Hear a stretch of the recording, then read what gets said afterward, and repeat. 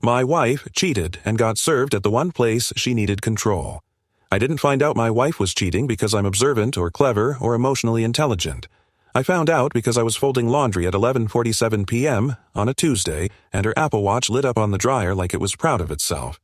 She'd left it there when she showered, the soft green glow cutting through the basement light, and I remember thinking, stupidly, that I should bring it upstairs so it wouldn't die.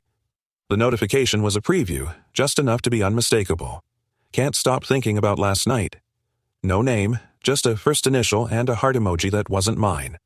I stood there longer than I want to admit, sock in one hand, my brain trying to assemble alternative explanations like it was a courtroom defense attorney working overtime. She came down wrapped in a towel, hair dripping, humming some off-key pop song, and I must have looked wrong because she froze at the bottom step. "What's up?" she asked, too casual. I held up the watch. She didn't reach for it. That was the moment, not the message itself, but the pause, the calculation flickering behind her eyes. "It's nothing," she said, and then immediately corrected herself. "It's complicated." We'd been married 8 years, together 12, shared a mortgage, a dog with bad hips, a calendar color-coded down to dentist appointments. Complicated was what you said about work politics or your sister's divorce, not a midnight text glowing between a pile of unmatched socks. I handed the watch back, nodded, said okay, and went back to folding like my hands hadn't started shaking. That night I lay awake listening to her breathe, counting the seconds between inhales, realizing with a quiet clarity that whatever explanation she planned to offer later didn't matter. Something had shifted. I didn't confront her, I didn't cry, I didn't even feel angry yet. I felt focused, like a switch had flipped somewhere deep and pragmatic. If this was going to end, it was going to end clean, legal, and on my terms. The next morning was a Wednesday, which mattered because Wednesdays are when she goes into the office and I work from home, and our whole marriage had quietly arranged itself around those rhythms. She kissed my cheek on the way out like normal, smelled like her vanilla shampoo, and said, "Love you," with that bright voice people use when they're trying not to show nerves. I said it back. I even asked if she wanted coffee in a travel mug. She blinked at me like she hadn't expected kindness. "Sure," she said, and watched me pour it. When the door closed, the house didn't feel empty. It felt staged, like a set after the actors walk off. I sat at the kitchen table with my laptop open and didn't touch it. I stared at the ring-shaped water stain she'd always promised to fix and thought, okay, if known reality is over, I need facts, not feelings. Facts. The Apple Watch preview had already vanished, so I didn't have the easy route. Also, I wasn't going to do anything stupid like guess her passcode or try to break into accounts. I like my job. I like not being arrested. So I did the most boring thing possible. I started paying attention. I pulled up our phone bill portal because both our lines are on the same family plan, and the account is in my name, not hers, because I'm the one who set it up years ago when she didn't want to deal with it. The portal doesn't show message content, just logs, calls, text counts, numbers. I wasn't even sure I wanted to see it, but I clicked anyway. There it was, repeating like a heartbeat. One number, dozens of texts late at night, a couple of calls that ran 20-plus minutes on days she'd gone for a walk. I wrote it down on a sticky note and immediately hated myself for the little satisfaction that came with confirmation. Then I did something that felt almost childish. I flipped our shared calendar back 3 months and cross-referenced those long calls with the nights she'd been at happy hour, or staying late for quarterly stuff. Patterns popped out, Thursdays especially. She'd started buying these little boutique iced coffees on Fridays, always the same cup, always a treat after a long week. I teased her about it, and she'd laughed too hard. I opened the recycling bin by the garage and found 2 of those cups, both with the same location printed on the receipt sticker. Not near her office, not near our house, a strip mall by the river that, as far as I knew, had nothing she needed. I put the cups back like I'd never touched them, washed my hands, and felt the first real wave of anger hit. Hot, brief, and then contained. The plan wasn't revenge yet. It was inventory. I needed to know what I was dealing with before I moved a single piece. By Thursday, I had a small notebook I didn't want to admit existed. It wasn't dramatic, just a cheap one from the junk drawer with a pen loop, the kind you get at a conference. I wrote down dates, times, and what she said, verbatim when I could. Not because I was plotting some movie-style takedown, but because I'd already lived through enough arguments in my life to know how quickly people rewrite history when it benefits them. That afternoon, she texted, "Running late, client dinner, don't wait up." Client dinner, okay. At 6:12 p.m., I saw her car on our doorbell cam pulling out of the driveway, and at 6:26 p.m., I checked the phone portal again and watched the same number call her. 14 minutes. Then another call at 7:03. 28 minutes. I did the thing you're not supposed to do, which is let your imagination fill in the silence, but I forced myself back into reality by doing chores. I took the dog for a walk. I emptied the dishwasher. I ate leftovers standing over the sink like a guy in a sad commercial. At 9:48, she came home smelling like a different perfume than the one she owned, something sharper, like cedar and citrus.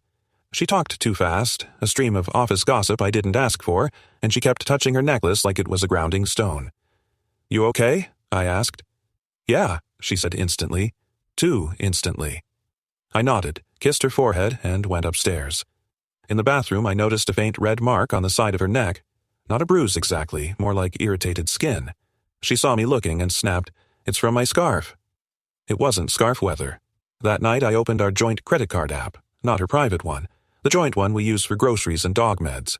2 charges popped up from that River Strip mall, dinner for 2 at a mid-range place, and, weirdly, a parking garage. Not our usual neighborhood, not near her office. It was the first time I had something that wasn't vibes.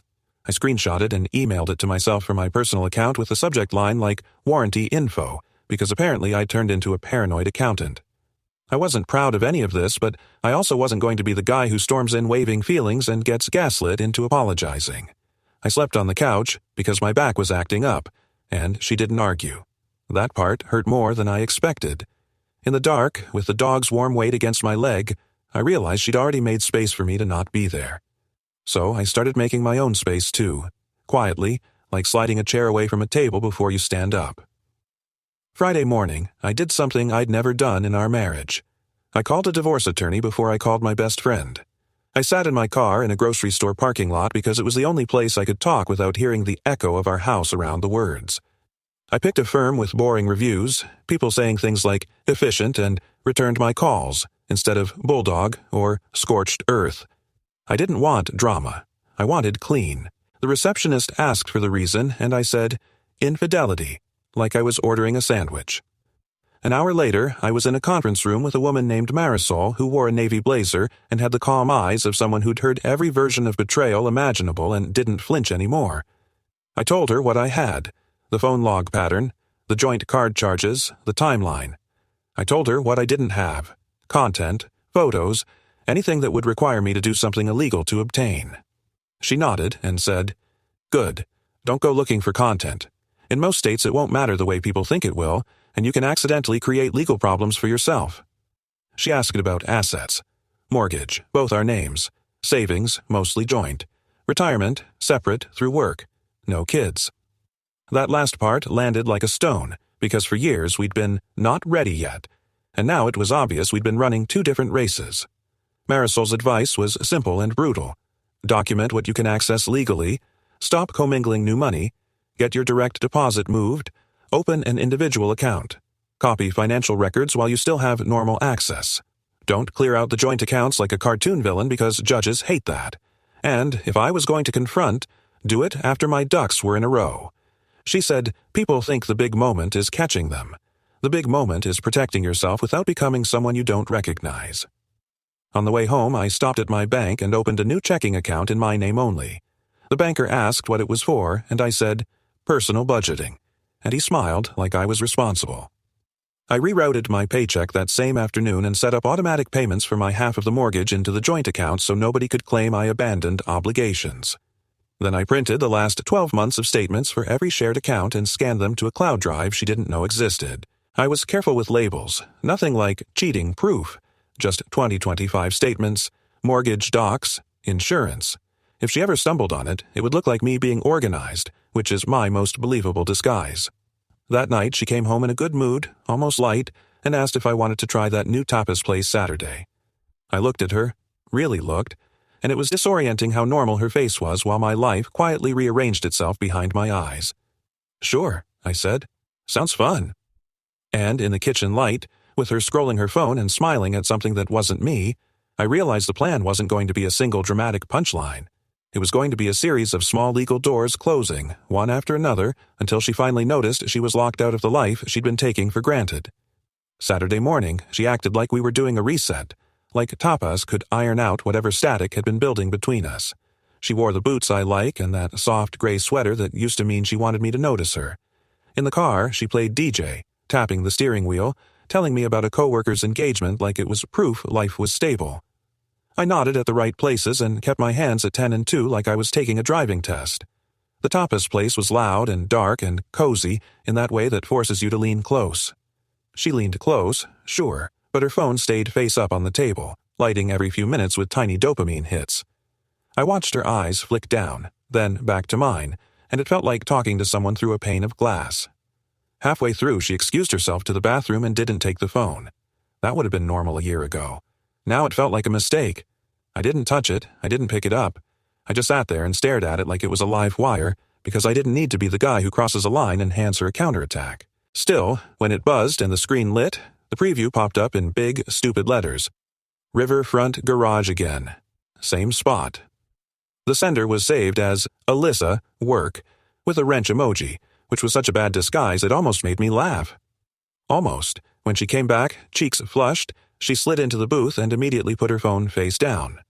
My stomach actually did a little drop, like my body had been waiting for confirmation and finally got it. She reached for my hand and said, "I've missed this." I squeezed her fingers and felt nothing but a cold steadiness. "Me too," I lied. That night, after she fell asleep, I opened the phone bill portal again and saw the number attached to those late-night texts wasn't Alyssa at all.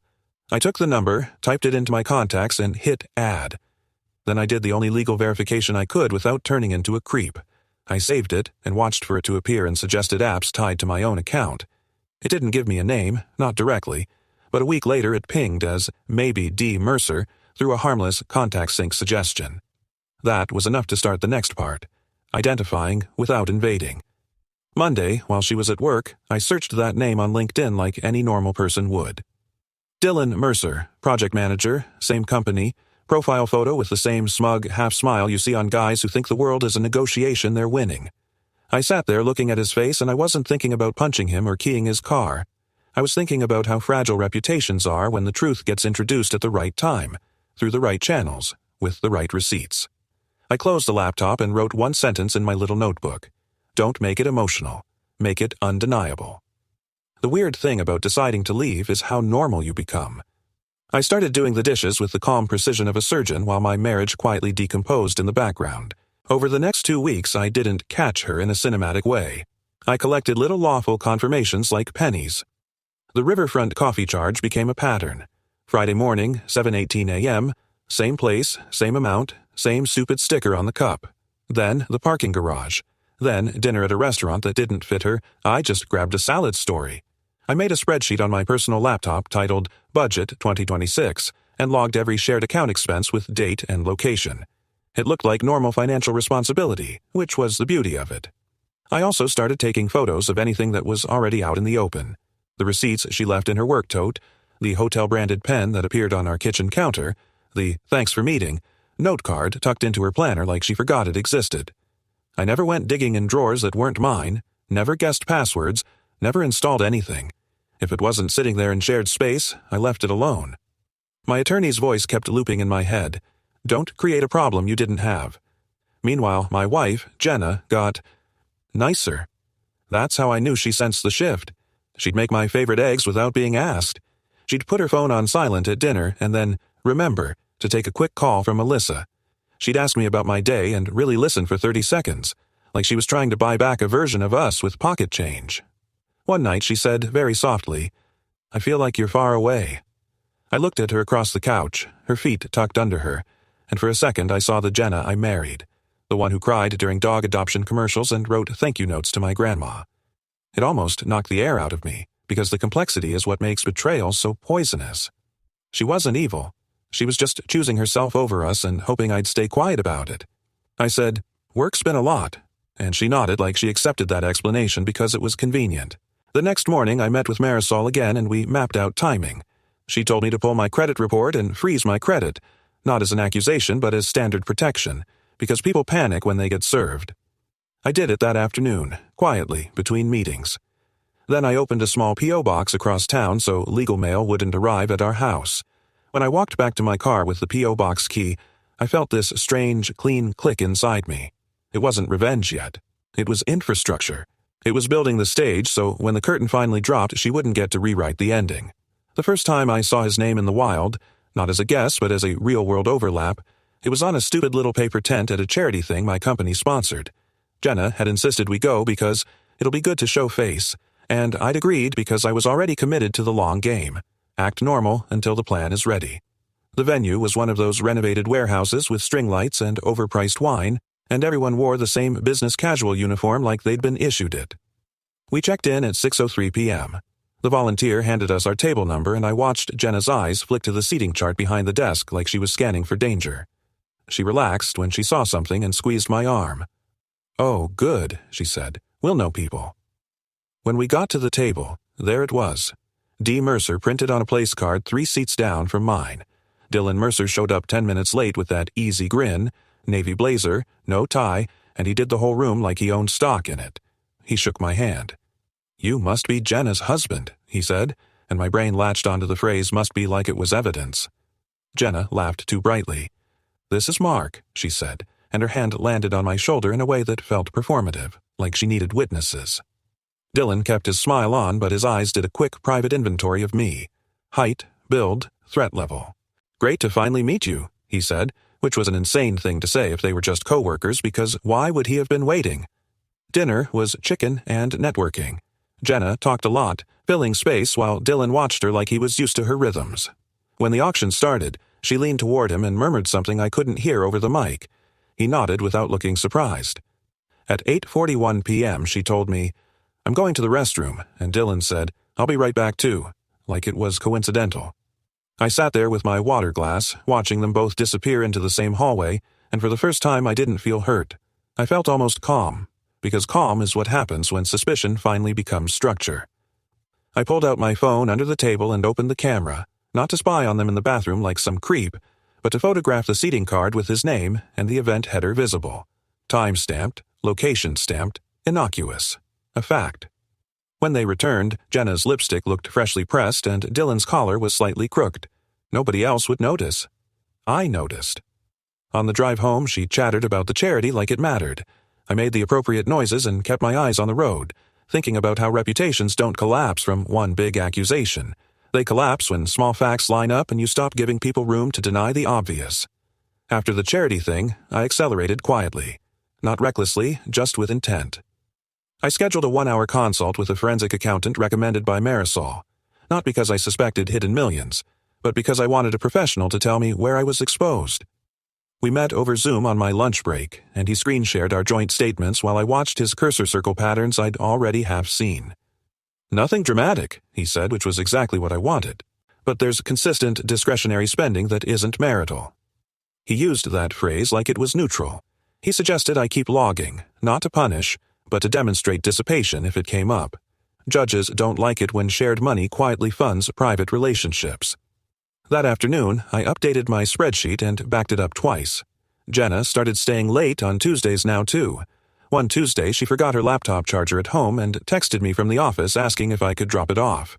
I said I couldn't because of a meeting, which was true. She said, "Okay, no worries." And 20 minutes later, the phone log showed a call to Dylan. 37 minutes. When she came home, she had a new charger. I wrote it down. I also stopped covering for her socially. When her sister asked if we were coming to a family barbecue, I said, "Jenna's busy most weekends lately, but I'm free." Jenna looked at me sharply, then smiled. "Work's just crazy," she said. I didn't contradict her. I just let the silence sit there like an unclaimed package. At night, when she slept, I drafted emails I never sent, rehearsed confrontations I never had. The discipline of not exploding became its own kind of power. One Friday, I took a sick day and went to the riverfront strip mall. I parked legally, walked like a guy killing time, and took photos of the storefronts with my phone, capturing the coffee shop sign, the garage entrance, the restaurant marquee. No stalking, no waiting around. Just context. Anyone could have been there. Anyone like me. That evening, Jenna told me she was meeting Alyssa for drinks near the office. I nodded and said, "Have fun." At 9:02 p.m., I got an alert from the credit card. Another dinner charge by the river. I didn't respond. I didn't ask questions. I just forwarded the alert email to my cloud folder. The plan was almost complete. The only thing left was timing, when the truth would land with enough weight that it couldn't be laughed off, denied, or turned back on me as paranoia. I wanted it to arrive the way gravity does, inevitable and impersonal, leaving no room for theatrics. The timing piece came to me in the most mundane way, a magnet on our fridge. Jenna had slapped up her company's Winter Summit invite like it was a cute memento, all glossy cardstock and corporate optimism, and I saw the date, December 12th, Friday night, downtown hotel ballroom. I didn't even react outwardly. I just slid it down with the pizza coupons like it meant nothing. But that summit was perfect for 3 reasons. 1, it was public and professional, which meant no screaming scene without witnesses. 2, Dylan would be there, which meant her story couldn't be, "I don't even talk to him." 3, her coworkers would already be in reputation mode, which is when people fear consequences most. I booked another meeting with Marisol and asked a blunt question. If I file now, can we serve her at the event? Marisol gave me the look attorneys give when you've said something a little petty but technically permissible. Yes, she said, as long as service is done properly, and I want you calm. No confrontation. The papers do the talking. We filed the next week. It was surreal clicking sign on documents that turned my life into case numbers and exhibits. After filing, Marisol had me inventory the house with photos, furniture, electronics, anything that could vanish during a panic clean-out. I walked room to room taking quiet pictures like I was listing an Airbnb. Jenna watched me one evening and asked, "What are you doing?" I smiled and said, "Just updating insurance photos. Remember when we talked about that?" She frowned like she didn't remember, then let it go because she was already half elsewhere. The next step was finances. I didn't drain the joint account, I just stopped feeding it. My paycheck was already rerouted. I paid my share of bills automatically. I also opened a new credit card in my name only and moved my subscriptions over so she couldn't cancel them out of spite. Then I did the most satisfying boring thing of my entire life. I printed the last 6 months of joint statements, highlighted every riverfront charge, every 2 tickets purchase, every bar tab that didn't match her story, and assembled it into a neat packet for Marisol. Not for court theatrics, for leverage, for settlement, for reality. Jenna thought she was playing a private game. She wasn't. She was leaving a paper trail in the one place she couldn't charm her way out of. On December 10th, she came home glowing and announced she'd gotten a special recognition at the summit. "They're calling it an Excellence Award," she said, eyes bright. "Dylan nominated me." The way she said his name, soft, familiar, made my jaw clench so hard my teeth hurt. I kept my face neutral and said, "That's great. I'm proud of you." She hugged me tighter than she had in weeks, like she could sense something slipping. I hugged back, steady as a post, and in my head I watched the calendar click forward to December 12th, the ballroom lights, the applause, and the exact second the floor would tilt under her high heels without me ever raising my voice. The week of the summit, Jenna turned our house into a dressing room. Garment bag on the guest bed, heels lined up like soldiers, her curling iron plugged in for just a quick test. She kept asking me little questions that weren't really questions. "You're coming, right? You'll sit with my team. You'll be happy for me?" Like she needed me on stage as proof she still had the life she'd built. I said yes to everything in the same calm tone I used with customer service reps. On Thursday night she came to bed early, which she never did anymore, and she pressed her forehead to my shoulder and whispered, "I know I've been distant." My body tensed automatically the way it does when someone touches a bruise. "It's been a weird year," she added, fishing. I gave her the safest line. "We'll be okay." She exhaled like she'd been holding her breath for months. Then she fell asleep fast, which felt like its own confession. Friday morning, December 12th, she left for work wearing the dress under her coat so it wouldn't wrinkle, and she looked back at me in the doorway with this open, hopeful face, like maybe today would reset everything. I smiled, waved, and the moment the door shut I opened my email and saw the message from Marisol. "Service confirmed. Process server has instructions. You do nothing." That line, "You do nothing," was weirdly comforting, like someone had finally given me permission to stop being the responsible one. I spent the day doing actual work and answering Slack messages like my life wasn't a loaded spring. At 5:20 p.m., Jenna texted, "Meet you at the hotel at 6:30. Don't be late, LOL." I replied with a thumbs up. I got there at 6:22 because punctuality is my only remaining religion. The ballroom lobby was already filling with people in suits and cocktail dresses, name tags catching the light. Jenna spotted me and waved like a politician, then kissed me in front of her coworkers, quick, practiced, and introduced me to a woman I'd met 3 times as if I was new. "This is my husband," she kept saying, emphasizing it. Dylan arrived at 6:41, and the way Jenna's posture changed when she saw him was microscopic but undeniable. Shoulders back, chin up, smile that started in the eyes. He walked over, shook my hand again, and said, "Big night for Jenna." "He didn't say for you both." Jenna laughed and touched his sleeve. "Stop," she said, smiling like she wanted him to keep going. Dinner started at 7:15, and I watched Jenna float between tables, receiving compliments, playing the role of beloved rising star. At 8:30, the MC called her name for the Excellence Award. People clapped. Jenna stood, beaming, and Dylan stood too, clapping harder than anyone at our table. I clapped politely and kept my eyes on the stage like I was watching a weather report.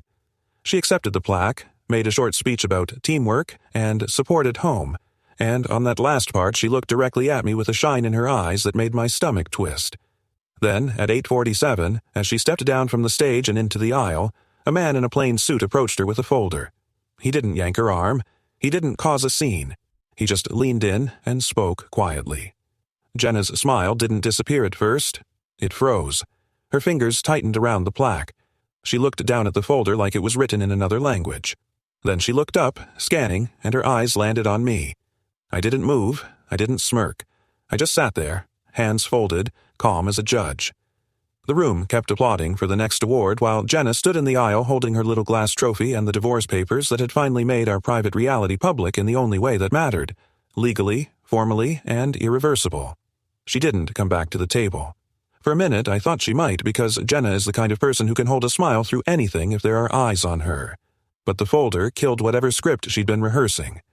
I watched her step sideways into the hallway by the bathrooms, still clutching the plaque like it was evidence she was real. Dylan followed 2 seconds later, too fast to be concerned coworker speed. I stayed seated. I could feel people at the table trying not to stare at me, doing that polite corporate thing where they pretend nothing is happening while their neck muscles strain toward the drama.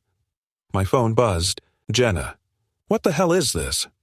3 dots appeared, vanished, appeared again. I didn't answer. I'd already decided my words were done for tonight. Marisol had coached me. No live argument, no emotional text war that can be screenshot and spun. A few minutes later, Jenna reappeared near the ballroom doors, face blotchy around the eyes, jaw set hard. She marched straight toward me, and for a second I thought she might actually make a scene anyway. She stopped at the edge of the table and hissed, barely moving her lips, "You are doing this here? Are you insane?" I kept my voice low. "I'm not doing anything here. Papers got served." Her eyes flicked to the people around us, then back. "This is humiliating," she said, and it was almost funny how her first instinct wasn't, "I hurt you." It was, "People are watching." Dylan hovered a few feet behind her, pretending to check his phone, but his posture screamed involvement. Jenna tried again, softer. "Mark, please, can we talk at home?" I nodded once. "You can pick up your things tomorrow. I'm staying at the house." Her face twisted. "What? No, that's my house too." "It is," I said. "That's why it's in the paperwork. Temporary arrangements go through attorneys." That's when Dylan stepped closer, like he couldn't help himself. "Hey, man," he said quietly, the tone of someone trying to seem reasonable in a crisis he caused. "Let's not do this." I turned my head and looked at him fully for the first time. "We're not talking," I said. Not loud, not dramatic, just final. Jenna's eyes flashed. "Don't," she snapped at him, which told me everything I needed to know about how their fantasy worked. He was useful until he made it harder. She grabbed my wrist under the table, nails digging in, and whispered, "You're going to destroy me." I gently pulled my arm back. "You already did the destroying. I'm just not carrying it anymore." She stood there shaking, breathing fast, then glanced at the table again, at the coworkers pretending not to listen, and her shame turned into anger. "Fine," she said, too bright, too loud. "Enjoy your little stunt." She pivoted, stalked out, and Dylan hesitated like he wanted to follow her or defend himself. He chose her. Of course he did. I sat there while the MC kept talking about corporate values and integrity, and my chest felt hollow in a clean way, like a room after you finally throw out something rotten. When I got home that night, the house looked exactly the same, which was almost offensive. The same lamp glow, the same dog bowl on the mat, The same throw blanket Jenna always folded into a perfect rectangle like she was staging a catalog. I fed the dog, took my shoes off, and sat at the kitchen table with my laptop like it was just another weeknight. At 10:14 p.m., Jenna finally texted, "I'm staying at Alyssa's. Don't start locking me out of accounts." That last part made my throat tighten because it confirmed she'd already clocked what mattered: access. I replied once, carefully, "All communication through attorneys. You can collect personal items tomorrow 2 to 3 p.m. I'll be present." Then I put the phone face down and didn't touch it again. Overnight, she tried the old patterns. 12:03 a.m. "How long have you been planning this?" 12:11 a.m. "This isn't what you think."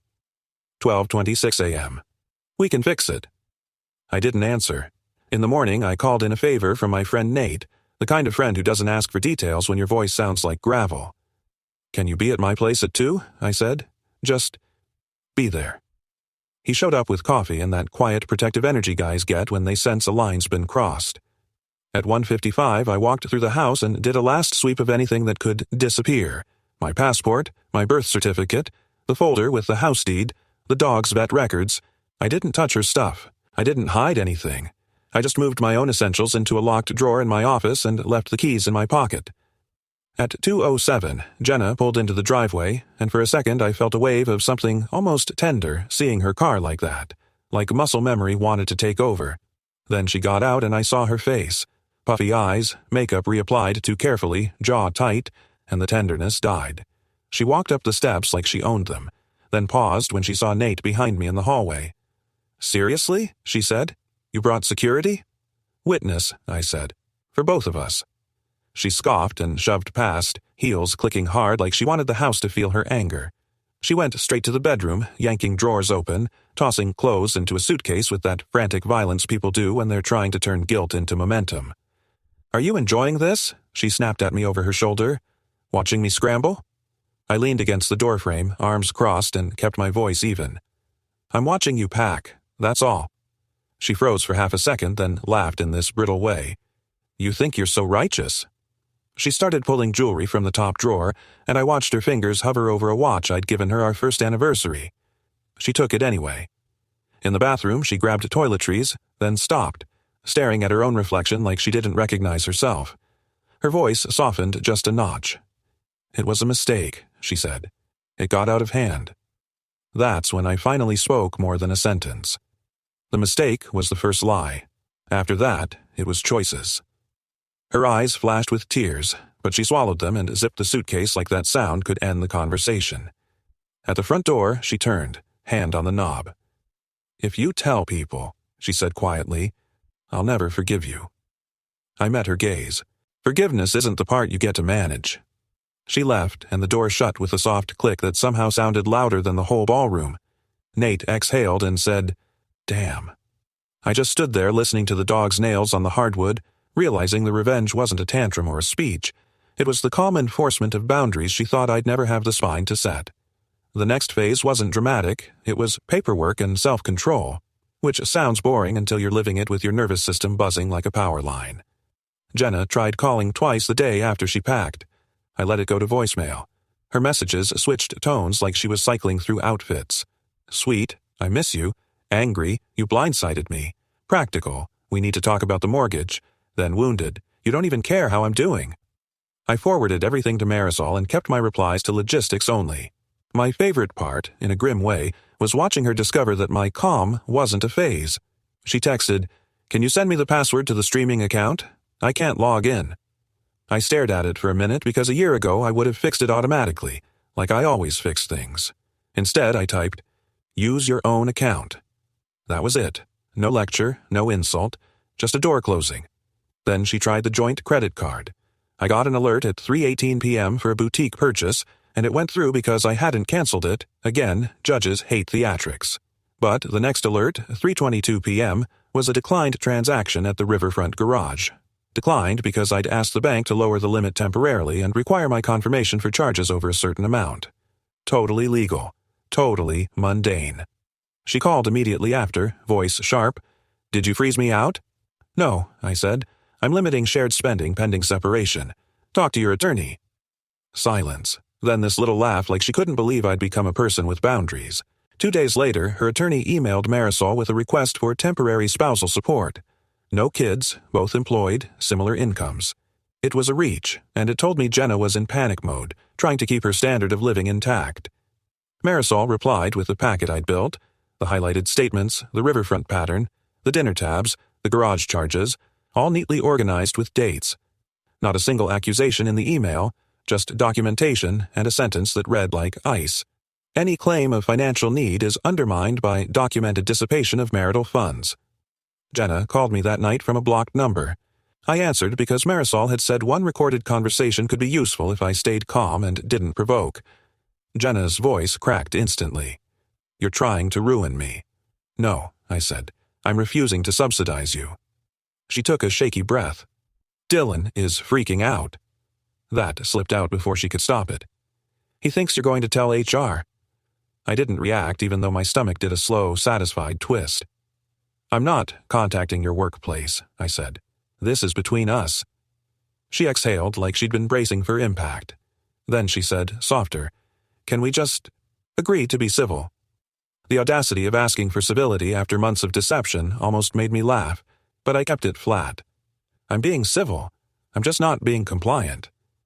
After we hung up, Marisol called me and said, "She'll try reputation next. Be ready." And she was right, because Jenna's last real weapon wasn't money or love. It was the story, the version of events she could sell to friends and family to make herself the injured party. The thing she hadn't realized yet was that I'd already built a story she couldn't out-talk, because mine wasn't narrative. Mine was timestamps, bank logos, and her own patterns laid out like a map. It started on a Sunday. Jenna posted a photo of our dog on Instagram, the one where he's lopsided on the couch with his tongue out, and the caption was this soft, sad poetry. Some endings aren't what they seem. No names, no details, just enough to make people DM her with concern. Within an hour, mutual friends started texting me variations of, "Hey man, everything okay?" And "I don't want to pry, but..." Jenna was trying to preload the narrative. Vague heartbreak, mysterious cruelty, the implication that I'd done something abrupt and unforgivable. I didn't respond to anyone that day. I screenshotted the post, saved it, and went for a long walk with the dog like I was training myself to tolerate discomfort without reacting. Monday morning, Marisol forwarded me a message from Jenna's attorney proposing mediation to avoid unnecessary harm. That phrase made my teeth grind. Harm, like she hadn't been administering it in private for months. Marisol called and said, "If she's going public emotionally, we stay private legally. But there's one lever we can pull, settlement terms tied to confidentiality and non-disparagement." That was the moment the revenge plan sharpened into something clean. Because Jenna didn't fear losing me. She feared losing the version of herself other people believed in. We drafted an offer, a fast, fair split. Sell the house, divide proceeds, keep our own retirement accounts, no spousal support, plus one add-on, mutual non-disparagement, and a clause that if either party publicly defamed the other with knowingly false statements, it would trigger financial penalties and accelerate enforcement. It wasn't punitive in court terms, it was protective. And it was the kind of thing Jenna would sign because she couldn't stand the idea of being exposed. Jenna's attorney pushed back. "My client won't be gagged," he wrote. Marisol responded politely with a list of exhibits we were prepared to submit if we went to litigation, including the dissipation packet and my contemporaneous notes about her admissions on the phone. Again, no insults, just the quiet promise of daylight. 2 days later, Jenna asked to meet me in person, just to talk, at a coffee shop near the courthouse because apparently she loved symbolism. I agreed on the condition Marisol knew, and Nate came and sat at another table like a bored bodyguard. Jenna walked in wearing sunglasses indoors, which is always a tell. She slid into the chair across from me and whispered, "People think you did something." I sipped my coffee. "What did you tell them?" She fidgeted with her straw wrapper. "Nothing specific." "That's still something," I said, her jaw clenched. "You served me at my biggest night," she snapped. "You wanted to hurt me?" I didn't flinch. "I wanted you to stop being able to control the timeline." She opened her mouth, closed it, then leaned in, voice dropping. "Dylan's wife found out." That landed like a stone into still water. I stared at her. "He's married?" She nodded once, eyes glossy. "Not happily," she added, like that mattered. She saw the service thing. Someone talked. She started digging. He's in damage control. Jenna's hands shook. He's saying you plan to ruin his life. I let that sit for a second, then said, he ruined his own life. Same as you. Her face twisted like she wanted to argue, but the truth was too clean to grab. Then she did the thing I'd been waiting for.